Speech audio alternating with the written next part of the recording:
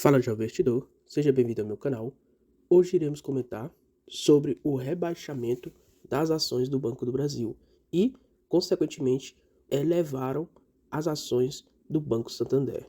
E antes de comentar sobre isso, gostaria de convidar você a se inscrever no meu canal. O canal irá comentar sobre notícias do mercado financeiro, além de trazer vídeos educativos sobre como investir em boas ações que pagam bons dividendos. Então, para não perder nenhum conteúdo, se inscreva no canal, acione o sininho. Então, sem enrolação, bora para o vídeo. O Itaú BBA rebaixou as ações do Banco do Brasil e elevou as ações do Banco Santander. E aí eles dão um motivo. Bora lá ver que motivo é esse. Vamos ler a matéria. O Itaú BBA promoveu uma revisão de recomendações para os bancos sob sua cobertura, com destaque para a elevação do Santander Brasil e Banrisul para equivalente à compra. O Santander é agora o nome preferido da BBA entre os grandes bancos do Brasil. Ou seja, o Santander agora é o nome preferido entre os grandes bancos do Brasil, com um novo preço-alvo para o final de 2024 de R$ 33 por ação. Segundo o relatório, as avaliações deprimidas de 1,1 vezes o valor patrimonial deve coincidir com uma rápida melhoria dos lucros, trazendo de volta um retorno sobre o patrimônio líquido de 17% até 2025. Aí, esse trecho, literalmente, dá para ser usado para o Banco Bradesco, que até 2025 o próprio mercado acredita que o Bradesco voltará a reportar até 17% de ROI. E um detalhe, o banco está negociando o seu preço sobre seu valor patrimonial abaixo de 0,8 vezes, ou seja, o desconto é absurdo em relação à média do que foi negociado. Então, nesse ponto, abro aspas aqui e coloco isso para o Banco Bradesco e se torna mais atrativo nesse cenário do que o próprio Banco Santander, no meu ver. Outro ponto, além disso, o BBA acredita que o crédito ao consumidor é atualmente o melhor setor para estar posicionado, graças à significativa criação de empregos, salários mais altos e menor inflação. O Santander vem limpando seus canais de crédito desde 2022, em termos de provisões e clientela, tornando-o mais preparado para acelerar mais ciclos. E aqui tem outro detalhe, pessoal. Em relação ao Bradesco, por exemplo, as provisões de devedores duvidosos foi mais efetiva dentro do Bradesco, no meu ponto de vista.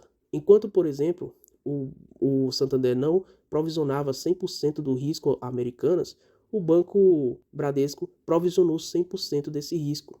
E aí o Banco Santander foi provisionando aos poucos durante os trimestres se passando. Por quê? Porque eles, de certa forma, não queriam que o lucro líquido fosse impactado fortemente, enquanto o Bradesco sofreu com essa decisão de provisionar 100% logo desse risco e, consequentemente, impactou fortemente ali seu lucro.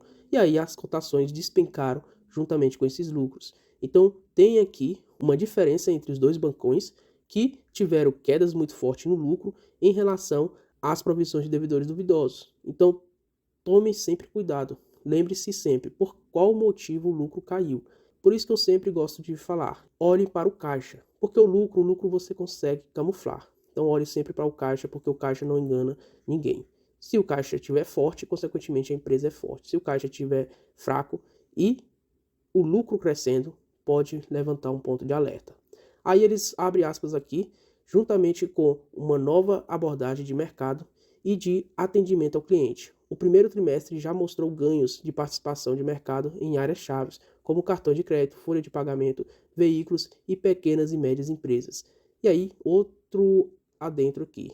Esse segmento de pequenas e médias empresas, quem domina ele hoje, atualmente, é o Bradescão, que vem mitigando o seu risco dentro desse setor e, consequentemente, o Santander se aproveitou dessa questão e aí conseguiu um crescimento no seu share nesse segmento. Aí, o próprio Banco Bradesco, com uma nova política de liberação de crédito para esse segmento, tenta oferir aqui bons clientes em relação ao seu risco de crédito. Então, de fato, aqui, acredito que o Bradesco esteja mais preparado do que o próprio Banco Santander, devido à sua posição apresentada no projeto de recuperação do banco. Além disso, eles mostram que o BTG também foi rebaixado, as suas recomendações de compra, e aí eles mostram que o preço-alvo agora é de R$ 35. E aí, comentando sobre o Banco do Brasil, eles rebaixaram o preço também do banco para R$ 31. Então agora seu preço-alvo é de R$ 31 e eles acreditam que o crescimento do banco irá diminuir, chegando aqui aos patamares de 4% lucro por ação em 2025. Então eles esperam esse baixo crescimento no próximo ano, consequentemente recomendaram aí as ações do Banrisul em seu lugar. Por quê? Porque o mercado ele visa o curto prazo e não o longo prazo. Consequentemente, eles esperam uma apreciação maior para o Banrisul e uma apreciação menor para o Banco do Brasil e, consequentemente, recomendam a compra do Banrisul e rebaixam as ações do Banco do Brasil para neutro. Aí vamos avaliar o impacto que isso teve. Se a gente observar as cotações do Banco do Brasil, elas caíram de R$ 26,75, que foi mais ou menos o preço que eu adquiri essas ações recentemente, e chegou a R$ 26,20, chegando à mínima às 10 horas e 30 minutos a R$ 26,06. Então, de fato, ali foi uma ótima oportunidade para quem soube aproveitar. Quando comparamos no Investidor 10 essas ações, e aqui você pode ir aqui em mais, comparador de ações, e aí selecionar as ações que você queira comparar. Nos últimos 10 anos, a gente observa que o Banco do Brasil entregou o maior retorno em rentabilidade, chegando aí a 243%. O Santander, 272%, e o Banrisul, 104%, e o Bradescão aqui entregando apenas 28%. E aí, se a gente observar, descontando a inflação, a gente teve destruição de valor para quem está com papel há 10 anos do Banco Bradesco. E aí tudo que define isso, pessoal, é o time de quando você entrou. Por quê? Porque imagina você comprar um papel a 15 vezes lucro e, consequentemente, a sua média é de 7 vezes lucro. Consequentemente, você está pagando caro por esse papel. E aí, a tendência é que o papel ele venha a cair do que continuar crescendo. Estamos falando de um grande bancão que dificilmente tem uma boa margem de crescimento. Então, voltando aqui para a evolução das receitas, e aqui é um ponto que a gente tem que olhar com mais precisão. A receita que mais cresceu entre esses 4 bancões, Banco do Brasil, Santander, Banrisul e Bradesco, foi justamente do Bradesco, crescendo 92,80%. Em segundo lugar, veio do Santander, com 84,25%. Depois, Banrisul, 55,79%. E, por último, Banco do Brasil, 45,96%. E é por isso que o Banco do Brasil possui uma das melhores eficiências entre seus pares, porque o lucro cresceu muito mais do que os seus players. Se observarmos, esse lucro cresceu 118% nos últimos 10 anos, enquanto o Banco do Brasil, que cresceu absurdamente suas receitas, teve uma queda nos lucros de 27,45%. E aí a eficiência do Banco do Brasil cresceu absurdamente, enquanto a do Bradesco diminuiu absurdamente.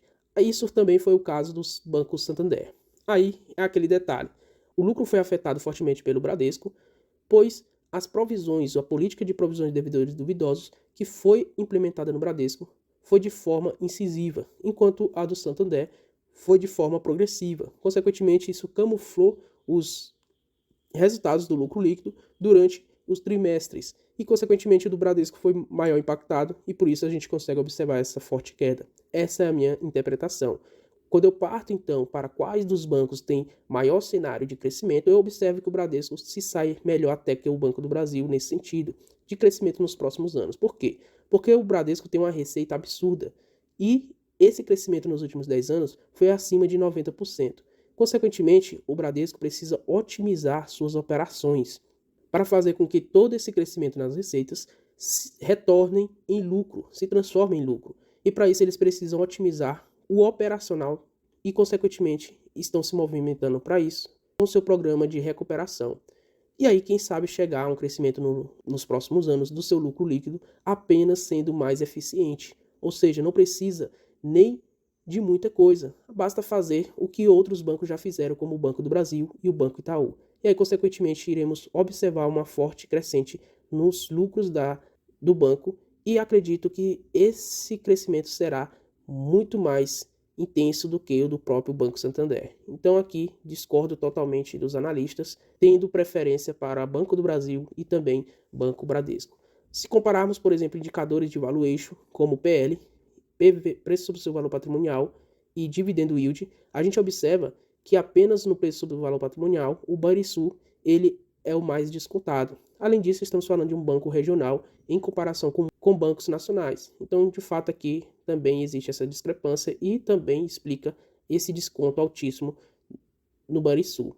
Aí estamos falando de dois bancos privados, que é o Bradesco e o Banco Santander, com um preço sobre seu valor patrimonial abaixo de 1. Realmente não vejo sentido nesse critério, porque ambos os bancos geram lucro, consequentemente você está adquirindo papéis gratuitos. E aí quando você olha para o preço sobre o valor patrimonial do Banco do Brasil, você sabe que esse desconto é justamente pelo risco político. O PL aqui é de 4,59 vezes para o Banco do Brasil, 9,27 vezes para o Banco Bradesco, 11,16 vezes para o Banco Santander. E aí, consequentemente, se o lucro voltar, por exemplo, do Banco do Brasil a 22 bilhões de reais, consequentemente esse PL aqui é em torno de 7 vezes. Então, existe aqui esse PL futuro com as cotações presentes que de fato pode fazer sentido caso o lucro do Banco Bradesco venha a crescer, assim como também o do Banco Santander, que é o caso que vem sofrendo com queda nos lucros. Aí vem a rentabilidade. A rentabilidade do Banco do Brasil é de 18,73%, enquanto a do Banrisul apenas de 10%, e do Banco Santander e Banco Bradesco sofrendo bastante abaixo de 9%. E aí eles acreditam que até 2025 o Banco Santander irá reportar 17% de rentabilidade. Consequentemente, também no seu plano de recuperação, o Bradesco apresenta a mesma rentabilidade. E aí eu acredito que o Banco Bradesco poderá chegar, assim como também o Banco Santander, é um dos grandes bancos mundiais, tem esse crescimento na receita, otimizando suas operações, consequentemente consegue crescimento nos seus lucros. Então não é nenhum absurdo afirmar que esses dois grandes bancos terão um crescimento mais acentuado do que os demais bancos, como o Banco do Brasil, pois estão passando por grandes reformulações internas e, consequentemente, caso suas operações sejam mais eficientes, conseguirão entregar maior retorno. Então era isso, pessoal, um vídeo para comentar sobre essa análise do BBA do Itaú e, consequentemente, o impacto que isso leva no mercado. Espero que vocês tenham gostado do vídeo, se inscreva no canal, deixe aquele like e até a próxima.